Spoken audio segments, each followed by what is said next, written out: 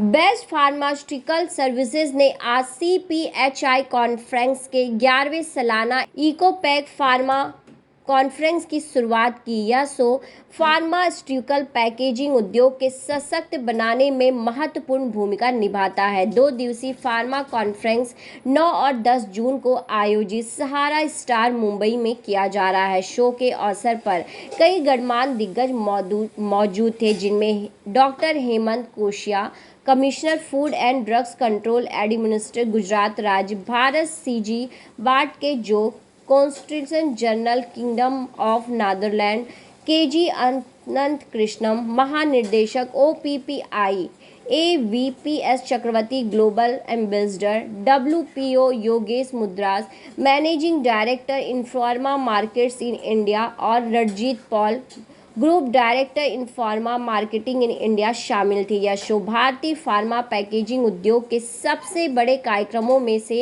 एक के रूप में उभरा है, जिसे विभिन्न संगठनों के उद्योगों द्वारा पैकेजिंग डायरेक्टर के प्रमुख आयोजन के रूप में जाना जाता है।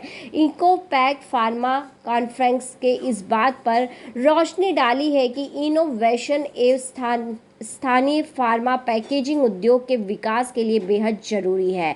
फार्मा पैकेजिंग उद्योग में लगातार होते उत्कृष्ट विकास के बीच 40 से अधिक प्रदर्शकों, 40 प्रवक्ताओं एवं प्रशिक्षकों ने कॉन्फ्रेंस के हिस्सा लिया तथा अवार्ड्स के लिए भी 100 से अधिक नामांकन प्राप्त हुए। इस अवसर पर नीति निर्माता, विभिन्न संगठनों के अध्यक्ष तथा फार्मा एवं बायोफार्मा कंपनियों के टॉप लीडर मौजूद थे।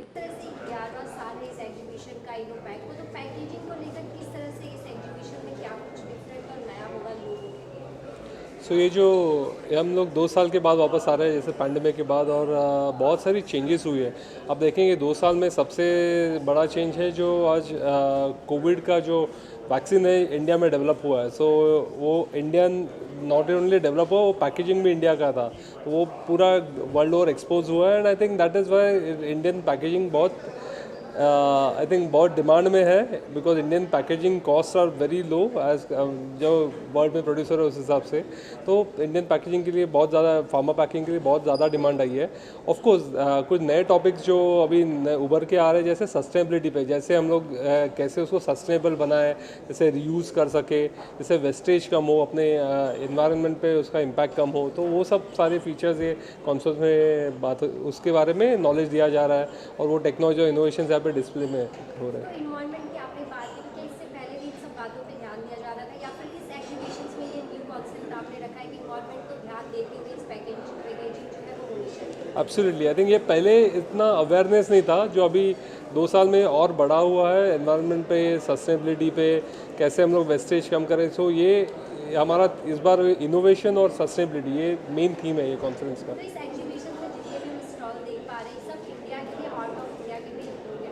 नहीं, वर्ल्ड ओवर, सारे वर्ल्ड ओवर से है, लेकिन of course focus is on make in India. So Indian company जो है ज़्यादा यहाँ पे अपने देखने मिलेंगे, बिकॉज इंडिया का प्रोडक्शन कॉस्ट है वो बहुत लो है, और इनोवेशन बहुत ज़्यादा आ रही है इंडिया से पैकेजिंग में। और अभी एक यूनिकनेस जो नया दिख रहा है, जो फार्मा पैकेजिंग, पहले क्या हो रहा था, पूरा ड्रग जैसे इनोवेशन से फर्स्ट स्टेज से लेके लास्ट स्टेज, जब भी पूरा प्रोडक्ट मार्केट में आ रहा है तभी पैकेजिंग का इम्पोर्टेंस आ रहा था। लेकिन अभी ये 2 साल में पैकेजिंग का इतना इम्पोर्टेंस फार्मा में बढ़ गया है कि जब भी इनोवेशन चालू हो रहा है, फर्स्ट स्टेज से ही क्या पैकेज में उसको प्रोडक्ट को पैकेज करके भेजे मार्केट में, उसके बारे में थॉट्स किए जा रहे हैं। सो ये एक बहुत बड़ा डेवलपमेंट है फार्मा पैकेजिंग इंडस्ट्री के लिए। साथ में कुछ मशीनरी भी यहाँ पर दिखाई दे रही है। क्या है सो मशीनरी, अभी आप समझो ब्लिस्टर पैकेजिंग जो आज यूज़ हो रहा है, तो उसमें एल्यूमिनियम फॉइल्स जो यूज़ हो रही है, उसको कैसे रिसाइकल किया जाए, उसकी टेक्नोलॉजीज यहाँ पे डिस्प्ले हो रही है, जिससे आपका वेस्टेज कम हो। तो वैसे वो हिसाब से उनकी मशीनरी है, उनके जो इक्विपमेंट्स है, वो सब डिस्प्ले हो रहे हैं। सर, पैंडेमिक के बाद में किस तरीके से मांग जो है इसी मार्केट में बढ़ रहा है? Definitely India is the pharmacy hub of the world. So India में आज यूएस में जो हर 3 पिल जो कंज्यूमर है, उसमें से एक इंडिया में मैन्युफैक्चर हो रहा है। तो अगर फार्मेसी का एक्सपोर्ट बढ़ रहा है, तो आज अपना ये फार्मा पैकेजिंग का भी उस हिसाब से एक्सपोर्ट, उसका जो डिमांड बढ़ रहा है। ये फार्मा पैकेजिंग ही देखा जाए तो ये बाय 2030 $3 बिलियन इंडस्ट्री होने वाला। अभी आज वो $1.4 बिलियन है, लेकिन बाय 2022 में अगले 8 साल में वो डबल से ज़्यादा होकर $3 बिलियन इंडस्ट्री होने वाला है. सो ये इंडस्ट्री में बहुत ज़्यादा ग्रोथ आ रही है because India is seen as the pharmacy of the world. बहुत सारे देशों में अपनी दवाइयाँ एक्सपोर्ट हो रही है, डिमांड है, तो वो उसके साथ फार्मा पैकेजिंग इंडस्ट्री के लिए उस डिमांड है. Score of packaging, the World Star Awards are our USP from the World Packaging Organization. In fact, we say better quality of life through better packaging for more people. That's our mission statement from WPO. Today, I'm very happy to attend this Informa-led InnoPack Confex, because packaging has become so much of an integral part of every pharmaceutical product. Now, right at the time of drug discovery itself, packaging being thought of, be it pharmaceutical industry or the packaging industry, both have a consortial relationship.